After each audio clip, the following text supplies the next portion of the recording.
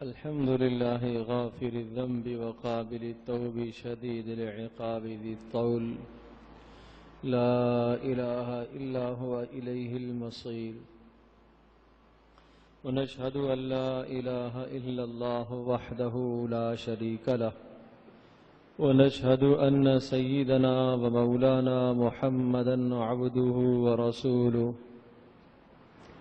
أما بعد فأعوذ بالله من الشيطان الرجيم بسم الله الرحمن الرحيم في بيوت أذن الله أن ترفع ويذكر فيها اسمه يسبح له فيها بالغدو والآصال رجال لا تلهيهم تجارة ولا بيع عن ذكر الله وإقام الصلاة وإيتاء الزكاة يخافون يوما تتقلب فيه القلوب والأبصار صدق الله مولانا العظيم رب اشرح لي صدري ويسر لي أمري واحلل عقدة من لساني يفقه قولي اللهم صل على محمد وعلى آل محمد كما صليت على إبراهيم وعلى آل إبراهيم إنك حميد مجيد اللهم بارك على محمد وعلى آل محمد كما باركت على إبراهيم وعلى آل إبراهيم إنك حميد مجيد سورۃ النور کی آیات مقدسہ کی تفسیر اور تشریح کا بیان چل رہا تھا۔ گزشتہ اتوار کو جو مضمون بیان ہوا اس مضمون میں اللہ تبارک تعالی نے ایمان والوں کے دل کی مثال کو ذکر فرمایا، اور وہ دل جس دل میں اللہ پاک کی طرف سے آنے والا نور بھر جاتا ہے، اللہ کی معرفت اور اللہ پاک کی محبت جسے حاصل ہوتی ہے، اس کی مثال ایسے بیان فرمائی تھی کہ جس طرح سے ایک دیوار میں ایک طاقچہ ہو اور اس طاقچے کے اندر خوبصورت ایک شیشے کا فریم رکھا ہوا ہو اور اس فریم کے اندر ایک چراغ جل رہا ہو جو زیتون کے تیل سے روشن کیا گیا ہو، وہ کتنا خوبصورت اور کتنا اچھا لگے گا۔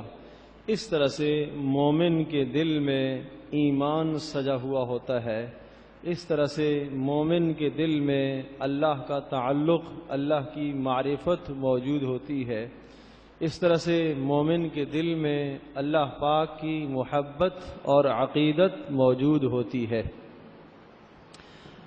آج کی نشست میں اگلی آیت بینہ کا بیان ہے جس میں یہ مضمون ذکر فرمایا کہ وہ مومن کہ جن کے دل اللہ پاک کی محبت سے بھرے ہوئے ہیں، لبریز ہیں، اور وہ مومن جن کے دلوں میں اللہ کی معرفت، اللہ کی محبت، اللہ کا تعلق موجود ہے، وہ ایمان والے کہاں ہوتے ہیں، وہ کہاں رہتے ہیں؟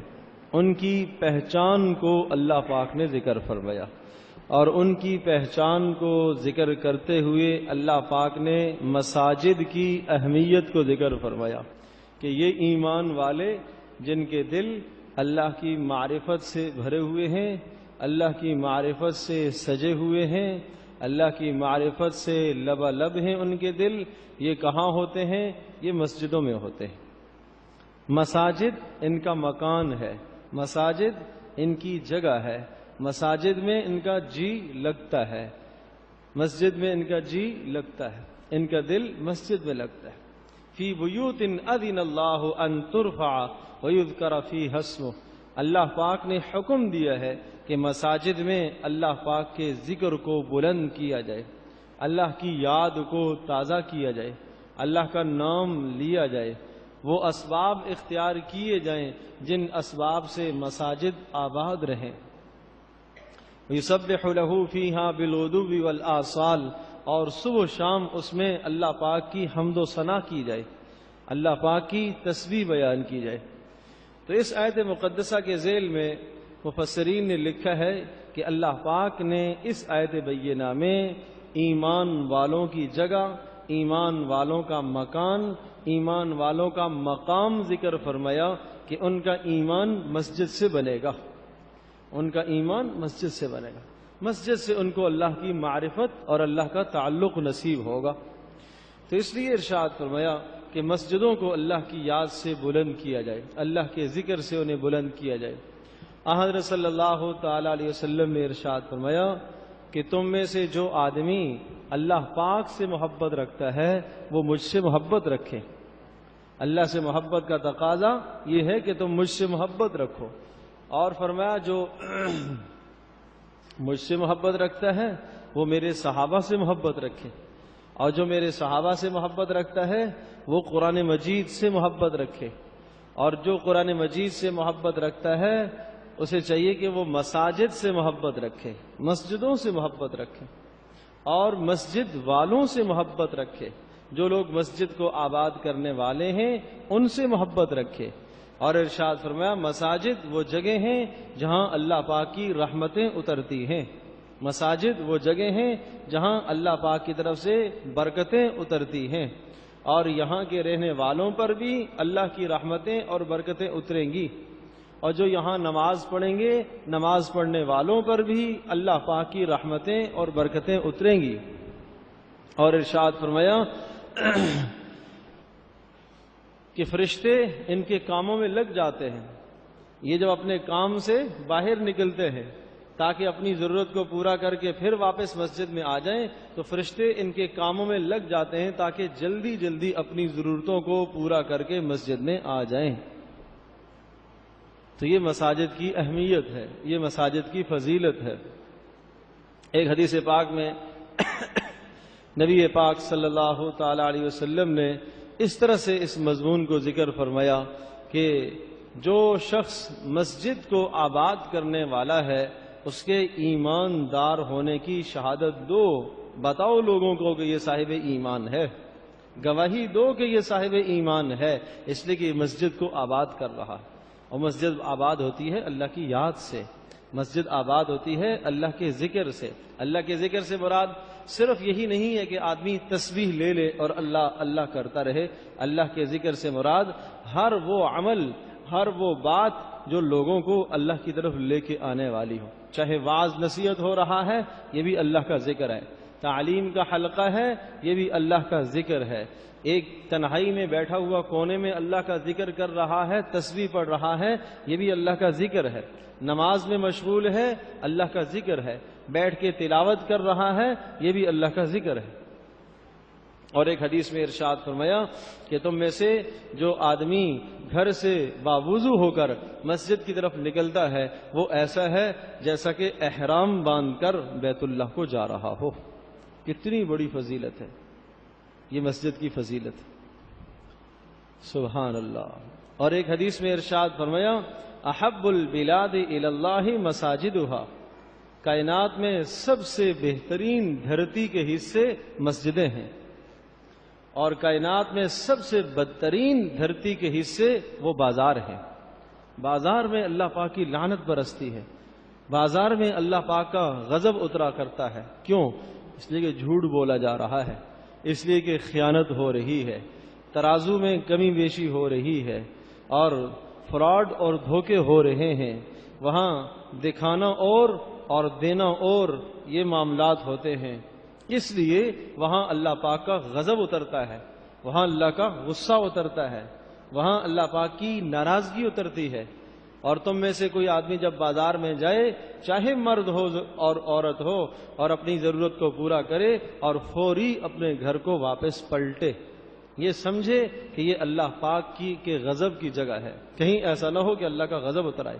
فوری ضرورت کو پورا کرو اور واپس گھر آؤ، کھڑے نہ ہوا کرو بلا وجہ بازار میں رکنا۔ ہاں جس آدمی کی ضرورت ہے، دکاندار ہے اس کی ضرورت ہے، خریدار ہے اس کی ضرورت ہے، لیکن دکانداری کے خریداری کے آداب سکھائے اور بتائے تاکہ بازاروں میں تمہارا جانا گناہ کا ذریعہ نہ بنے، تاکہ بازاروں میں تمہارا جانا وہ اللہ پاک کی رحمت کا ذریعہ بن جائے۔ حکم دیا تم بازار نکلو، پڑھو لا الہ الا اللہ وحدہ لا شریک لہ لہ الملک و لہ الحمد یحیی و یمیت وہو علی کل شیء قدیر. سبحان اللہ. 10 لاکھ نیکیاں، 10 لاکھ گناہ معاف، 10 لاکھ درجے بلند ہو جائیں گے. مرد پڑھے اس کے لیے بھی، عورت پڑھے اس کے لیے بھی. یہ اتنا بڑا ثواب کیوں رکھا ہے؟ مسجد میں اس کے پڑھنے پر ثواب اتنا نہیں ہے. لا الہ الا اللہ وحدہ لا شریک لہ اگر مسجد میں پڑھ رہا ہے 10 لاکھ نیکیاں نہیں ہیں، 10 لاکھ گناہ معاف نہیں ہے، 10 لاکھ درجوں کی بلندی کا وعدہ مسجد میں نہیں ہے، بازار میں ہے. اس لیے کہ بازار گناہ کا ماحول ہے، اللہ سے غفلت کا ماحول ہے، ہر آدمی اللہ سے غافل ہے. وہاں اس غفلت کے ماحول میں جب تم اللہ کا ذکر کرو گے تو وہ اللہ پاک کا ذکر بہت قیمتی ہوگا، بہت قیمتی ہوگا. جہاں کوئی چیز نہیں ہوتی وہاں قدر زیادہ ہوا کرتی ہے، وہاں قدر زیادہ ہوا کرتی. ہر طرف اندھیرا ہی اندھیرا ہو، تاریکی ہی تاریکی ہو، سیاہ کالی رات ہو، ایک ہلکا سا کوئی چراغ جلاتا ہے، دیکھو کتنی روشنی ہو جاتی ہے اور سارے اس روشنی کی طرف متوجہ ہو جاتے ہیں. مسجد تو ہے ہی روشنی، یہاں تو اللہ کا ذکر ہو رہا ہے، تلاوت ہو رہی ہے، نماز پڑھی جا رہی ہے، وعظ ہو رہا ہے، نصیحت کی باتیں ہو رہی ہے، یہ سب نور ہی نور ہے، روشنی ہی روشنی ہے. اور بازار میں اندھیرا ہی اندھیرا ہے. اس اندھیرے میں ایک بار لا الہ الا اللہ وحدہ لا شریک لہ پڑھے گا، کتنے فرشتوں کو متوجہ کر دے گا نیکیاں لکھنے کی طرف. اس لیے اس کا ثواب زیادہ بتایا. اور فرمایا جب تم غفلت کی جگہ پر آؤ تو اللہ کو یاد کیا کرو. بازاروں میں جب تم آؤ تو اللہ کا ذکر کیا کرو. تو اپنی ضرورت کے لیے بھی جب ہم جائیں تو اس دعا کو پڑھیں تو اب کیا ہے، ہمارا بازار کے اندر جانا بھی باعث ثواب بن گیا. اور بازار میں آدمی 2 کام سے جایا کرتا ہے، خریداری کے لیے یا کوئی چیز بیچنے کے لیے جاتا ہے. دونوں کی ضرورت ہے، یا کسی سے کوئی لین دین ہوتا ہے، معاملہ ہوتا ہے، اس معاملے کے لیے جایا کرتا ہے. تو اس لیے ارشاد فرمایا تم یہ دعا پڑھ کے جایا کرو، اللہم انی اسألک خیر ھذہ السوق وخیر ما فیہا. اے اللہ میں تجھ سے اس بازار کی تمام خیروں کا سوال کرتا ہوں. کچھ خیریں بھی تو ہوں گی نا. کوئی دکاندار بیٹھا ہوا سبحان اللہ ذکر بھی تو کر رہا ہوگا، یہ خیر ہے. اور کوئی دکاندار تو ہوگا اللہ کا بندہ جو صحیح تول رہا ہوگا، یہ خیر ہے. جہاں خیر ہوگی کچھ نہ کچھ اللہ پاک کی رحمت آئے گی. تو اے اللہ اس بازار کی خیروں کا آپ سے سوال کرتا ہوں، وخیر ما فیہا، اور اس بازار میں جو کچھ ہے سب چیزوں کی خیر کا آپ سے سوال کرتا ہوں. واعوذ بک من شرھا، اس بازار کے شر سے میں پناہ چاہتا ہوں. وشر ما فیہا، اور جو کچھ اس میں شر ہے ہر قسم کی شرارتوں سے میں پناہ چاہتا ہوں. اور اگلا جملہ دیکھیے کتنی مبارک دعا. بیچنے والا بھی چاہتا ہے کہ مجھے نقصان نہ ہو، خریدنے والا بھی چاہتا ہے مجھے نقصان نہ ہو. دعا کیا مبارک بتائی، وَأَعُوذُ بِكَ مِنْ أَنْ أُصِيبَ فِيهَا صَفَقَةً خَاسِرَةً أَوْ يَمِينًا فَاجِرًا. اے اللہ میں اس بات سے تیری حفاظت میں آنا چاہتا ہوں کہ بازار میں مجھے کوئی گھاٹے کا سودا کرنا پڑے، نقصان کا سودا کرنا پڑے. اور میں اس بات سے تیری حفاظت میں آنا چاہتا ہوں کہ میں خریدتے وقت یا بیچتے وقت جھوٹی قسم کھا لوں، جھوٹی قسم کھا لوں. ایک حدیث پاک میں آتا ہے کہ اللہ پاک قیامت کے دن خود مدعی ہوگا اس آدمی کے خلاف جس نے جھوٹی قسم کھا کر سامان بیچا. خود اللہ پاک مدعی ہوگا کہ تو نے میرے نام کو غلط استعمال کیا. اللہ اکبر. تو اس لیے جھوٹ بولنا ویسے بھی جرم، پھر جھوٹی قسم کھانا اور جرم. بیچنے والا بھی قسم کھانے پر تیار، خریدار بھی قسم کھانے پر تیار. خریدار کہتا ہے بس میرے پاس یہی پیسے ہیں، بیچنے والا کہتا ہے اتنے کی آئی ہے، جھوٹ بول رہے ہیں. اب وہ کہتا ہے جب تک جھوٹ نہیں بولوں گا مال بکے گا نہیں. دیکھو نفع نظر آ رہا ہے، جھوٹ بول کر زیادہ نفع نظر آ رہا ہے، سچ بول کر تھوڑا نفع نظر آ رہا ہے. لیکن سنو، سچ بول کر جو کمایا ہے یہ بابرکت ہے، جھوٹ بول کر جو کمایا ہے وہ بے برکت ہے، اس میں کوئی برکت نہیں. تو مال کی کثرت نہیں، برکت چاہیے. اللہ سے برکت مانگا کرو، اللہ پاک برکت دے. ایک آدمی کی آمدنی 30-40 ہزار روپے کی آمدنی ہے، اس آمدنی میں برکت اللہ نے اتنی دی ہے کہ اس کا گھر چل جاتا ہے، اور گھر بھی چلتا ہے، بچ بھی جاتا ہے، غربا مساکین پر بھی خرچ کرتا ہے اور رشتہ داروں پر بھی خرچ کرتا ہے. اور ایک آدمی کی آمدنی لاکھوں میں ہے لیکن بے برکت ہے، گھر کے اخراجات پورے نہیں ہوتے. مہینے کی 20-25 جب ہوتی ہے تو وہ خالی ہو جاتا ہے، برکت نہیں ہے اس لیے۔ تو اس لیے میں عرض کر رہا تھا کہ آپ نے ارشاد فرمایا سب سے بہترین جگہیں کائنات میں کون سی ہیں؟ مسجدیں ہیں، اور سب سے بدترین جگہیں کائنات میں کون سی ہیں؟ وہ بازار ہیں۔ تو پھر ہمارا تعلق کہاں ہونا چاہیے؟ ہمارا مسجد سے تعلق ہونا چاہیے، مردوں کا تعلق مسجد سے ہو، خواتین اپنے جوانوں کو، بیٹوں کو، شوہروں کو، بھائیوں کو مساجد کی طرف متوجہ کریں۔ جو بالغ مرد بغیر عذر کے گھر میں نماز پڑھ رہا ہو، عورتوں کی ذمہ داری ہے اسے گھر سے نکالیں۔ کیوں بغیر عذر کے تم گھر میں نماز پڑھ رہے ہو؟ کیا عذر ہے آپ کا؟ عذر بیماری ہے، نہیں چل سکتا، عذر ہے۔ باہر کوئی ڈر ہے، خطرے کی بات ہے، حالات ٹھیک نہیں ہیں، عذر ہے۔ شدید بارش ہو رہی ہے، عذر ہے۔ جب کوئی عذر نہیں ہے، سستی عذر نہیں ہے۔ فجر کی نماز چھوڑ دینا نیند کی وجہ سے یہ عذر نہیں ہے، بیماری عذر ہے، بارش عذر ہے، ایسے حالات ہو جائیں کہ باہر جان کا خطرہ ہو، یہ عذر ہے۔ ان اعذار کے سوا جو مسجد میں نماز نہیں پڑھتا اور گھر میں نماز پڑھتا ہے، یقیناً اگر عورتیں ماں نہیں روکے گی تو ماں بھی گنہگار ہوگی، ماں بھی گنہگار ہوگی۔ لا صلاۃ لجار المسجد الا فی المسجد، مسجد کے پڑوسی کی نماز مسجد کے علاوہ گھر میں نہیں ہوا کرتی۔ فرض تو ذمے سے اتر جائے گا لیکن ثواب نہیں ملے گا، اس نماز پر جو ملنے والا ہے اور جو اللہ پاک کی طرف سے رحمتیں حاصل ہونے والی ہیں وہ نہیں ہوں گی، نہیں ہوں گی۔ روایات میں آتا ہے ایک شخص نبی علیہ السلام کے پاس آئے، نابینے ہیں، انہوں نے کہا اللہ کے رسول مجھے آپ اجازت دے دیں میں گھر میں پڑھ لیا کروں۔ آنا مشکل ہے، کتنا بڑا عذر ہے، چلنے کا عذر ہے اور کوئی رہبر نہیں ہے، تو آپ نے عذر اجازت دے دی۔ تھوڑا سا آگے وہ گیا، پھر آپ نے واپس بلایا اور پھر آپ نے پوچھا اذان کی آواز آتی ہے؟ انہوں نے کہا جی اللہ کے رسول آتی۔ پھر ارشاد فرمایا تم ایسا کرو اپنے گھر سے ایک رسی باندھو مسجد کے دروازے تک اور اس کو پکڑ پکڑ کے آیا کرو، نہیں رخصت دی اس کو بھی، اسے پکڑ پکڑ کے آیا کرو۔ تو کتنے جوان ہیں جو گھروں میں پڑھ لیتے ہیں، کتنے بڑے ہیں جو گھروں میں پڑھ لیتے ہیں، کتنے بیٹے ہیں جو گھروں میں پڑھ لیتے ہیں۔ تو ماؤں کی بھی ذمہ داری ہے، والدین کی ذمہ داری ہے کہ کوئی مرد بالغ گھر میں نماز نہ پڑھے، اس کو مسجد میں بھیجو، مسجد میں بھیجو۔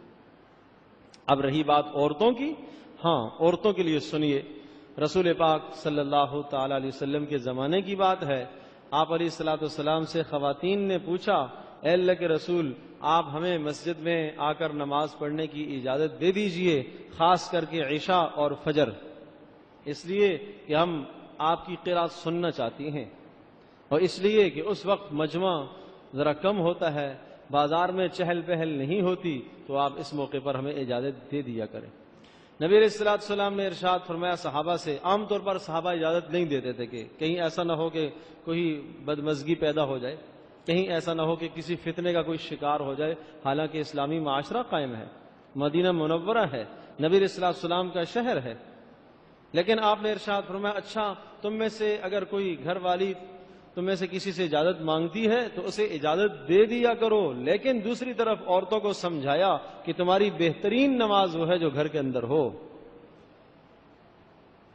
ایک صحابیہ نے آ کے پوچھا اللہ کے رسول آپ مجھے اجازت دیں میں آپ کے پیچھے آ کے نماز پڑھا کروں۔ آپ نے ارشاد فرمایا تمہاری سب سے اچھی اور سب سے بہترین نماز وہ ہے جو گھر کے اندر والے حصے میں ہو، اس سے پھر کم درجہ اس نماز کا ہے جو گھر کے باہر والے حصے میں ہو، اس سے پھر کم درجہ اس نماز کا ہے جو گھر کے سین میں ہو، اور اس سے پھر کم درجہ وہ ہے جو مسجد میں ہو، اور اس سے کم درجہ وہ ہے جو تم میرے پیچھے آ کے پڑھو گی۔ تو سب سے افضل نماز کون سی بتائی گئی ہے؟ جو گھر کے اندر پڑھنے کی ہے۔ تو اس سے معلوم ہوا کہ اگر اصل چیز اتباع رسول ہے، نبی علیہ السلام کی بات کی پیروی کرنا ہے، اگر عورت حضرت صلی اللہ علیہ وسلم کے فرمان کی پیروی کرتے ہوئے گھر کے اندر والے حصے میں نماز پڑھتی ہے تو اللہ پاک کی ذات سے 100% امید اور یقین ہے کہ جو مرد کو مسجد میں 27 نمازوں کا ثواب ملتا ہے وہ اسے بھی ملے گا، اس لیے کہ وہ اپنی مرضی سے تو نہیں رکی ہوئی نا، اس کا جی چاہتا ہے آنے کو، لیکن رسول پاک صلی اللہ علیہ وسلم کے فرمان کو دیکھ کر وہ رک گئی ہے، اتباع کی ہے. مرد مسجد میں آیا اتباع کی وجہ سے، عورت گھر میں پڑھ رہی ہے اتباع کی وجہ سے. تو اتباع اور فرمانبرداری اثر ہے. تو اس لیے عورتوں کو تو بہرحال یہی حکم ہے کہ وہ گھر کے اندر نماز پڑھیں، اور ان کے لیے یہی بہتر ہے کہ گھر کے اندر پڑھیں، اور گھر کے اندر ایک جگہ مقرر اور متعین ہو جہاں وہ نماز پڑھا کریں. نبی علیہ السلام کا ارشاد ہے، عائشہ رضی اللہ تعالیٰ عنہا کی روایت ہے کہ آپ علیہ السلام نے ارشاد فرمایا کہ تم مساجد کو صاف ستھرا رکھا کرو، اور تم گھر کے اندر ان حصوں کو جہاں تم نمازیں پڑھا کرتی ہو ان حصوں کو بھی صاف ستھرا رکھا کرو. اور حکم دیا کہ تم اپنے گھروں کے اندر ایک حصہ ایسا متعین کرو جو آپ نماز کے لیے استعمال کیا کرو. ہمارے گھروں کے اندر بیڈ روم بھی موجود ہے، ڈرائنگ روم بھی موجود ہے، ٹی وی لانچ بھی موجود ہے، لیکن مسجد نہیں. ہم ڈرائنگ روم ہی کو، کسی حصے کو، کسی بھی کمرے کو، ٹھیک ہے آپ کے پاس 3 کمرے ہیں، آپ سونے کے لیے بھی بے شک استعمال کیجئے، آپ بیٹھنے کے لیے بھی بے شک استعمال کیجئے، لیکن آپ اسے مسجد کا نام دے دیں، آپ اسے مصلح کا نام دے دیں، نماز پڑھنے کی جگہ کا نام دے دیں، تو اس پر ثواب ہے، اس پر اجر ہے. یہ رسول پاک صلی اللہ علیہ وسلم کی پیروی ہے. آپ اس کو جناب سونے کے لیے بھی استعمال کر رہے ہیں، بیٹھنے کے لیے بھی استعمال کر رہے ہیں، لیکن آپ نے نام کون سا دیا ہوا ہے؟ مصلح. مصلح جو کمرہ ہے نا، اس میں جاؤ، اس میں یہ چیز رکھی ہے، تو یہ اجر ہے. وہ بات یاد آ گئی کہ ایک شخص نے گھر میں کھڑکی رکھی، روشن دان رکھا. پوچھا کیوں رکھا ہے؟ انہوں نے کہا اللہ کے رسول تاکہ ہوا آئے.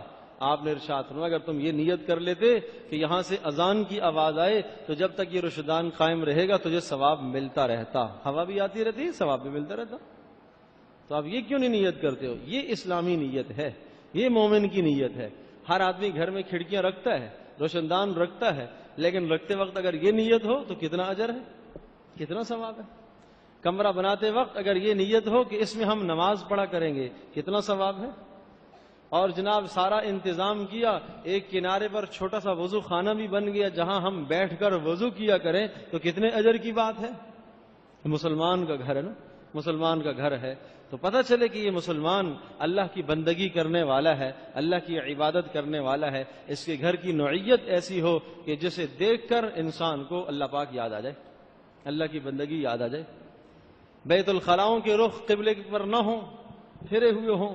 اس لیے آپ نے ارشاد فرمایا، نبی علیہ السلام کا فرمان ہے اذا اتیتم الغائط فلا تستقبلوا القبلة ولا تستدبروها. ابو داؤد، ترمذی، ابن ماجہ، سب حدیث کی کتابوں میں یہ روایت موجود ہے کہ جب تم میں سے کوئی آدمی ضرورت کے لیے آئے بیت الخلاء میں تو قبلے کی طرف منہ بھی نہ کرے، پیٹھ بھی نہ کرے. قبلے کی طرف منہ بھی نہ کرے، پیٹھ بھی نہ کرے. قبلہ قابل احترام ہے، اس کا احترام کرو. تو میں یہ عرض کر رہا تھا کہ نبی علیہ السلام نے ارشاد فرمایا کہ اپنے گھروں کے اندر بھی ایک جگہ نماز کے لیے مخصوص کرو جہاں عورتیں نماز پڑھا کریں اور مرد حضرات وہاں نوافل اور سنتیں ادا کیا کریں. مردوں کو چاہیے کہ کبھی کبھی سنتیں گھر سے ادا کر کے آ جایا کریں. فجر کی سنتیں عام طور پر رسول پاک صلی اللہ علیہ وسلم گھر میں ادا کر کے آیا کرتے تھے، گھر میں پڑھنے کا معمول تھا. اور اس لیے ارشاد فرمایا کہ تم گھروں کو قبرستان نہ بناؤ، وہاں پر بھی نماز پڑھتے رہا کرو. تہجد کی نماز گھر میں پڑھنے کا حکم ہے. تو رسول پاک صلی اللہ علیہ وسلم نے اس طرح سے مسجدوں کی اہمیت کو واضح فرمایا. آپ دیکھیں نبی علیہ السلام نے ہجرت کی، مکہ مکرمہ میں آپ علیہ السلام نے 13 سال گزارے، انتہائی تکلیف دہ زمانہ گزارا اور بڑے بڑے مسائل اور پریشانیاں آئی ہیں. لیکن رسول پاک صلی اللہ تعالی وسلم نے جب اللہ پاک کے حکم سے ہجرت فرمائی اور مدینہ طیبہ تشریف لے گئے تو آپ علیہ السلام نے سوچو تو صحیح، سب سے پہلا کام وہاں جا کر کیا کیا؟ آپ نے مسجد تعمیر کرائی. سب سے پہلا کام مسجد کی تعمیر. آپ علیہ السلام مدینہ سے باہر رکے. اب تو وہ ساری جگہ مدینہ میں شامل ہے. جہاں اس وقت مسجد قباء ہے، رسول پاک صلی اللہ علیہ وسلم یہاں جا کے رکے. یہ مدینہ سے باہر جگہ تھی اور یہاں آپ علیہ السلام نے قیام فرمایا. حضرت ابو ایوب انصاری رضی اللہ تعالیٰ عنہ کا گھر یہاں ہی تھا، وہاں ہی آ کے آپ علیہ السلام نے قیام فرمایا تھا. 1 ہفتے مکہ سے مدینہ کا سفر 1 ہفتے میں طے ہوا. وہ تو اونٹوں کا سفر ہوتا تھا. 1 ہفتے میں طے کیا اور پھر یہاں آ کے قیام فرمایا. وہاں آپ علیہ السلام نے پھر مسجد بنائی اور پھر کچھ دنوں کے قیام کے بعد پھر مدینہ طیبہ کے شہر کے اندر جب تشریف لے گئے، وہاں جا کر آپ علیہ السلام نے پھر مسجد تعمیر فرمائی، جو مسجد نبوی ہے اب، جو مسجد نبوی۔ تو آپ علیہ السلام نے اپنے عمل سے یہ دکھا دیا کہ مومن کی ضرورت ہے مسجد، مومن کا گھر ہے مسجد۔ حضرت ابو ذر رضی اللہ تعالیٰ عنہ، ابو دردہ رضی اللہ تعالیٰ عنہ، یہ صحابہ اپنی اولادوں کو نصیحت کیا کرتے تھے کہ تم مسجد کو اپنا گھر سمجھو، مسجد کو اپنا گھر سمجھو۔ مطلب یہ ہے کہ تمہارا دل مسجد میں لگنا چاہیے۔ آج دل کہاں لگتا ہے مسجد میں؟ مرد حضرات آتے ہیں، فرائض نماز ادا کرتے ہیں، فرض کے ادا کرنے کے بعد فوری نکلنے کی ترتیب، اور اگر کئی نماز میں تھوڑی سی تاخیر ہو جائے، 1-2 منٹ اگر تاخیر ہو جاتی ہے تو دل میں مختلف خیالات آتے ہیں، دل میں مختلف غیبتیں آتی ہیں، امام کے متعلق، فلاں کے متعلق، پتہ نہیں کیوں لیٹ ہوتے۔ اللہ کے بندو، مومن وہ ہوتا ہے جس کا دل مسجد میں لگا کرتا ہے، اس طرح سے جس طرح سے مچھلی کا دل پانی میں لگتا ہے، اور منافق وہ ہوتا ہے جس کا دل مسجد میں نہیں لگتا۔ وہ اس طرح سے جیسے پرندہ ایک پنجرے کے اندر بے تاب بے قرار ہوتا ہے کہ کب دروازہ کھلے اور نکل کر بھاگے، اس طرح سے منافق مسجد میں ہوتا ہے۔ تو اس لیے ہمارا دل مسجد میں لگنا چاہیے، اور اسی طرح سے اپنی اولادوں کو بھی مسجد کی طرف متوجہ کرو کہ مسجد ایمان بننے کی جگہ ہے، دین کے بننے کی سیکھنے کی جگہ ہے۔ عصری تعلیمیں اور عصری اداروں کے اندر ہمارے بیٹے اور ہماری بیٹیاں کتنا لمبا طویل وقت گزارتے ہیں، کیونکہ جوان اگر مسجدوں کی طرف متوجہ ہوگے اور مسجد سے دین سیکھ کر آئے، وہ گھر میں آ کے سکھائیں گے، گھر میں آ کر تربیت کریں گے، گھر میں آ کر دین کی بات بتائیں گے، سمجھائیں گے۔ تو اس لیے ماؤں کی بھی ذمہ داری ہے، ماؤں کی ذمہ داری ہے، بیٹیوں کی ذمہ داری ہے، بہنوں کی ذمہ داری ہے۔ ایک گھر کی خاتون اپنے بیٹے کو، اپنے شوہر کو، اپنے بھائی کو اور اپنے والد کو، 4 افراد کو وہ مسجد کی طرف متوجہ کرے۔ اگر نہیں کرے گی تو قیامت کے دن اس سے بھی پوچھا جائے گا۔ یہ مسئولہ ہے، یہ گھر کی نگہبان ہے، یہ گھر کی نگہبان ہے، اس کی ذمہ داری ہے کہ وہ اس دینی حساب سے بھی نگہداشت کرے۔ وہ یہ نہ سمجھے کہ میرا بیٹا آج تھکا ہوا ہے، وہ یہ نہ سمجھے کہ آج اتوار کا دن ہے، چھٹی کا دن ہے، کوئی بات نہیں، 11 بجے اٹھ کے نماز پڑھ لے گا۔ عام رواج ہے، اول تو بہت سارا مجمع پڑھتا ہی نہیں ہے، اور جو دیندار پڑھتے ہیں بیچارے وہ بھی 11 بجے اٹھ کے فجر کی نماز پڑھتے ہیں، یہ عام رواج ہے۔ اللہ ماشاءاللہ، اللہ پاک جس پر رحم فرمائے، اللہ جس پر کرم فرمائے اپنا، وہ اس بات سے مستثنی ہے، یقیناً وہ اہتمام کرتے ہیں، لیکن بہت سارا مجمع ایسا ہی ہے، ایسا ہی ہے۔ ہم تو کتنے جوانوں سے پوچھتے ہیں، اب بڑی عمر والے ہیں تو خیر میں نہیں پوچھ پاتا، مجھے بھی حیا آتی ہے، شرم آتی ہے، اپنے سے بڑوں سے میں کیسے پوچھوں، لیکن جو جوان ہیں یا عمر میں مجھ سے چھوٹے ہیں تو کبھی کبھی سوال کیا کرتا ہوں، تو عصر ہو جاتی ہے ابھی تک فجر ادا ہی نہیں ہوئی ہے، مغرب ہو جاتی ہے ابھی تک فجر ادا ہی نہیں ہوئی ہے۔ یہ کس کا قصور ہے؟ یہ ماؤں کا بھی قصور ہے، یہ والدین کا قصور ہے۔ جس دن بچہ اسکول نہ جائے، بچہ کالج یونیورسٹی نہ جائے تو گھر میں تو ہنگامہ ہو جاتا ہے، باپ بھی کوس رہا ہے، ماں بھی کوس رہی ہے، ارے بھائی اتنی بھاری فیس جمع کرائی ہے، یہ جاتا ہی نہیں ہے، یہ جاتا ہی نہیں ہے، یہ جاتا ہی نہیں ہے۔ بہت سارے لوگ آ کے مجھے یہ شکایت تو کرتے ہیں کہ ہمارا بچہ تعلیم میں کمزور ہو گیا ہے، آپ دعا کریں، کوئی وظیفہ بتا دیں، کوئی تعویذ دے دیں، کالج نہیں جا رہا، یونیورسٹی نہیں جا رہا۔ لیکن ایسے بہت خوش نصیب کم آتے ہیں جو کہیں کہ بچہ نماز نہیں پڑھ رہا، اس کے لیے کیا کریں۔ اس مشورے کے لیے بہت تھوڑے آتے ہیں، بہت قلیل آتے ہیں۔ تو اپنا تعلق مسجد سے رکھو، مسجد سے وابستگی رکھو، مسجد سے اپنا تعلق رکھو، مسجدوں کو عظمت اور عزت کی نگاہ سے دیکھا کرو، اور مسجد والوں کو جو مسجدوں کو آباد کرتے ہیں انہیں عزت اور عظمت کی نگاہ سے دیکھا کرو۔ اور ایک حدیث پاک میں آتا ہے، وہ لوگ کہاں ہیں؟ فرشتے اعلان کرتے ہیں، تلاش کرتے ہیں، مسجد کے کھنڈے جو مستقل، یوں سمجھے کھنڈا جہاں ہوتا ہے وہ ہلتا نہیں ہے، اس کے ساتھ لا کے جانوروں کو باندھتے ہیں۔ اس طرح سے کچھ لوگ ایسے ہیں جو ہر وقت مسجد میں ہوتے ہیں، حدیث میں آتا ہے۔ اور فرمایا جب یہ نکلتے ہیں تو فرشتے آ کے دیکھتے وہ نہیں ہے، وہ کہاں گیا آج؟ ایک دوسروں سے پوچھتے ہیں، پھر جواب ملتا ہے کہ وہ بازار گیا ہوا ہے اپنی ضرورت کو پورا کرنے کے لیے۔ فرشتے کہتے ہیں چلو جلدی چلو، جا کے اس کی ضرورت کو پورا کرتے ہیں تاکہ فارغ ہو جائے، مسجد میں آ جائے۔ وہ بتاؤ، اللہ اکبر۔ آج مسلمان کا تعلق مسجد سے کٹ گیا ہے، آج ماں بھی پریشان ہے، زیادہ ٹائم بیٹے نے مسجد میں کیوں دے دیا، پتہ نہیں کیا کر رہے ہیں۔ پتہ نہیں کیا کر رہا، والد بھی پریشان ہے، پتہ نہیں کیا کر رہا ہے. ہاں 1 گھنٹے سے زیادہ ہو جائے، 15-20 منٹ سے زیادہ ہو جائے، ارے بھائی تم کیا کر رہے ہو مسجد میں، اب تک کیا کر رہے ہو مسجد میں؟ ارے بھائی مسجد میں اللہ کا ذکر ہی کر رہا ہے. کچھ بھی نہیں کر رہا ہوگا تو خیر کی جگہ پر تو ہے نا، بہترین جگہ پر تو ہے، اچھی جگہ پر تو ہے. تو اس لیے مسجد کے معاملات میں بخل نہ کیا کرے. اس معاملے میں آدمی بخل نہ کرے، وقت کے حساب سے بخل نہ کرے، سخاوت کا مظاہرہ کرے.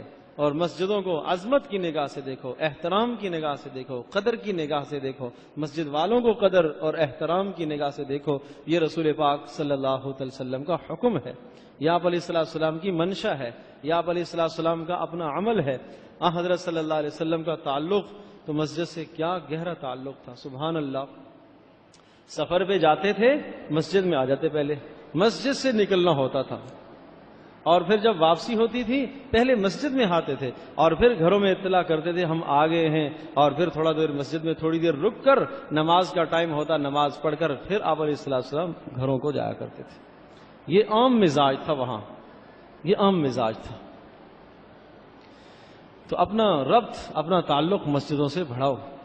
فی بیوت اذن اللہ ان ترفع ویذکر فیہا اسمہ یسبح لہ فیہا بالغدو والآصال. ارشاد فرمایا کہ صبح و شام یہاں اللہ کی تسبیح کو بیان کیا جائے، اللہ پاک کا نام لیا جائے. اور مسجدوں کے آداب میں سے آپ علیہ السلام نے یہ بات بھی بتائی ہے. ارشاد فرمایا کہ تم لوگ جب مسجد میں آؤ تو کوئی بدبودار چیز کھا کر مسجد میں نہ آیا کرو. فَإِنَّ الْمَلَائِكَةَ تَتَأَذَّى مِمَّا يَتَأَذَّى مِنْهُ النَّاسُ او كما قال علیہ السلام کہ جس چیز سے انسانوں کو تکلیف ہوتی ہے اس سے فرشتوں کو بھی تکلیف ہوتی ہے. ایک حدیث میں آتا ہے ایک آدمی آئے اور ان کے منہ سے پیاز کی بو آ رہی تھی، آپ نے ان کو مسجد سے نکال دیا، بقی کی طرف، جنت البقی کی طرف، قبرستان کی طرف بھیج دیا، جاؤ صاف کر کے آؤ منہ کو. اس سے پتہ چلتا ہے خیر کوئی ایسی چیز کھا کر آدمی مسجد میں نہ آئے، کچی پیاز، کچی لہسن. آپ نے ارشاد فرمایا یہ 2 بدبودار درخت، پیاز لہسن، ان دونوں کے متعلق ارشاد فرمایا یہ 2 بدبودار درخت کھا کر کوئی آدمی مسجد میں نہ آئے. مانا یہ کہ پیاز اور لہسن کھا کر کوئی مسجد میں نہ آئے. اور ایک حدیث میں آتا ہے آپ نے ارشاد فرمایا نے خوب پکا کے کھایا کرو. یہ نہیں ہے کہ منع کیا ہے، نہیں، پکا کے کھاؤ، ان کو کچا نہ استعمال کرو تاکہ بو نہ آئے دانتوں میں. تو اس سے پتہ چلتا ہے کہ ہر ایسی چیز کھا کر مسجد میں آنا جس سے بو پیدا ہو، سگریٹ، پان، نسوار، گٹکا، اس قسم کی تمام چیزیں کھا کر آدمی کو مسجد میں ہرگز نہیں داخل ہونا چاہیے. منہ اچھی طرح سے صاف کر کے آنا چاہیے. تو کتنے لوگ اس طرح سے آتے ہیں، مسئلہ آ کے ایک آدمی پوچھتا ہے، قریب بیٹھا ہوا ہے، اب نہ آدمی آگے ہونے کا نہ پیچھے ہونے کا، پیچھے ہو جائے آدمی، دور کرے اپنا چہرہ تو لوگ بد اخلاقی سمجھتے ہیں، قریب کرو تو بیٹھنا مشکل ہے، منہ سے سگریٹ کی بو آ رہی ہے، منہ سے نسوار کی یا پان کی بو آ رہی ہے. تو یہ نظافت کے خلاف ہے، طہارت کے خلاف ہے. آپ علیہ السلام اس کا بہت اہتمام کرتے تھے، نظافت اور طہارت کا. مسواک کا اتنا حکم دیا، اتنا حکم دیا، 5 نمازوں میں مسواک کا اہتمام تھا. اس کے علاوہ اتنا اہتمام تھا، آپ گھر سے نکلتے مسواک کرتے، داخل ہوتے مسواک کرتے، کھانے سے پہلے، کھانے کے بعد، سونے سے پہلے، سونے کے بعد، ہر وقت مسواک پاس ہوتا تھا. اس قدر استعمال کرتے تھے. اور اس لیے کہ ملائکہ فرشتے آتے تھے نا کثرت سے آپ علیہ السلام کے پاس، جبریل آئے، وحی لے کے آئے، میکائیل کبھی آئے، کبھی اور فرشتے بھی آتے رہتے تھے، تو فرشتوں کو بدبو سے تکلیف ہوتی. تو آپ علیہ السلام نے مسجد کے آداب میں یہ بھی ارشاد فرمایا، جنبوا صبیانکم ومجانین والمجانین علی المساجد، کہ چھوٹے بچوں کو اور دیوانوں کو، پاگلوں کو مسجد سے دور رکھا کرو. اس لیے کہ یہ طہارت کا خیال نہیں رکھیں گے. چھوٹے بچے سے میری مراد وہ بچے جو مسجد میں طہارت کا خیال نہ رکھ پائے، جن کو طہارت کا خیال ہی نہیں ہے، احساس ہی نہیں ہے، پیشاب کر دیں انہیں پتہ ہی نہیں ہے، شور شرابہ کرتے ہیں. کئی نمازوں میں اس طرح سے محسوس ہوتا ہے، خاص کر کے رات کی نمازوں میں، کہ مجمع پارک میں سامنے آتا ہے، خواتین وہاں رک جاتی ہیں اور مرد حضرات مسجد میں آتے ہیں، چھوٹے بچوں کو ساتھ لے آتے ہیں. نظافت کے خلاف ہے، طہارت کے خلاف ہے. اگر بچہ رونے لگ گیا تو اس کے نتیجے میں سب کی نماز متاثر ہونے لگتی ہے، جس کا خیال رکھا جائے. اسی طرح سے ارشاد فرمایا کہ پاگلوں کو مسجد سے دور رکھا جائے، مجنونوں کو مسجد سے دور رکھا جائے.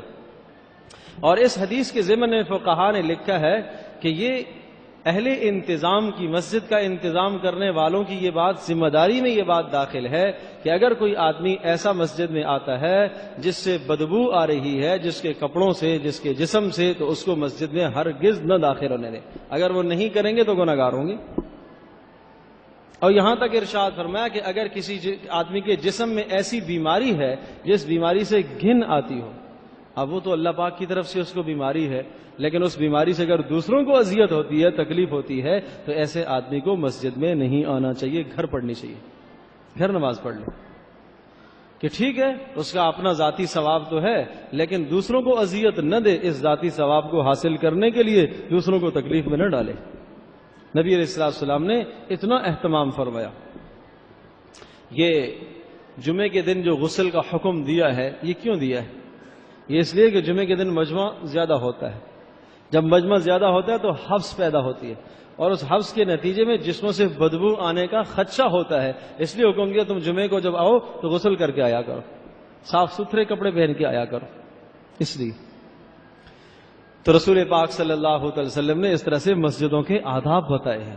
کاش آج ان آداب کو ہم زندہ کریں اور مسجدوں کو ہم اللہ پاک کا گھر سمجھتے ہوئے مسجدوں کو اپنا مسکن بنائیں اور اپنا رخ ہم مساجد کی طرف کریں، اور مساجد کو ہم ایمان بننے کی، دین کے بننے کی ہم جگہ سمجھیں کہ ہمارا ایمان، ہمارا دین یہاں سے بنے گا۔ اور یقیناً پھر مسجد میں بھی ایسی ہی بات ہونی چاہیے جس سے آدمیوں کا دین و ایمان بنے۔ نفرت کی بات نہیں ہونی چاہیے، ممبر رسول سے ہرگز نفرت کی بات نہیں ہونی چاہیے۔ ایسی بات نہ ہو جس سے تنافر پیدا ہو، ایسی بات نہ ہو جس سے تعصب پیدا ہو، ایسی بات نہ ہو جس سے اختلاف پیدا ہو۔ یہاں سے محبت کا، امن کا پیغام دیا جائے۔ تو یہ تو بات کرنے والے کی بہرحال ذمہ داری ہے کہ وہ امن کا پیغام دے، وہ صلح کا پیغام دے، وہ صفائی ستھرائی کی بات کرے، وہ طہارت نظافت کی بات کرے، وہ اخلاق کی بات کرے، اور وہ اس طرح سے بات کرے جس طرح سے رسول پاک صلی اللہ علیہ وسلم نے بات کی ہے۔ آپ علیہ السلام نے ہمیشہ مسجد سے محبت کا پیغام پھیلایا ہے، نفرت کی بات کبھی نہیں کی۔ آپ علیہ السلام نے قبائل کے اندر درمیان میں صلح کروائی ہے، مسجد میں کروائی، اور کتنے کتنے کام وہاں مسجدوں میں ہوا کرتے، اس لیے کہ مسجدوں سے تعلق تھا صحابہ کا۔ ایک آدمی مسئلہ لے کے آ رہا ہے، مشاورت کر رہا ہے، مسجد میں بیٹھا ہے۔ ایک آدمی جو ہے صلح کرنے کے لیے آ رہا ہے خاندانی، وہ کیا ہے؟ مسجد میں۔ ایمان قبول کرنے کے لیے آ رہا ہے، مسجد میں آتا تھا۔ تو ان تمام معاملات کے لیے مسجد کی طرف رخ کیا جاتا تھا، مسجد کو بنیاد بنایا جاتا تھا۔ تو اس لیے حکم دیا فی بیوت اذن اللہ ان ترفع ویذکر فیہا اسمہ، کہ مسجدیں اللہ پاک کے گھر ہیں، ان کے اندر اللہ پاک کا ذکر کیا کرو۔ اور اگلی بات اور آخری بات، ومن اظلم ممن منع مساجد اللہ ان یذکر فیہا اسمہ وسعی فی خرابہا، سب سے بڑا بدترین ظالم اس انسان کو کہا گیا جو مسجد میں کوئی ایسی حرکت کرے جس سے لوگوں کی نماز متاثر ہو، جس سے لوگوں کی عبادت متاثر ہو۔ جو منع کرے، فرمایا اللہ کے ذکر سے لوگوں کو روکے، زبان سے روکے جب بھی یہ ظالم ہے، عمل سے روکے جب بھی یہ ظالم ہے، کسی بھی چیز سے وہ روکے، وہ ظالم شمار کیا جائے گا۔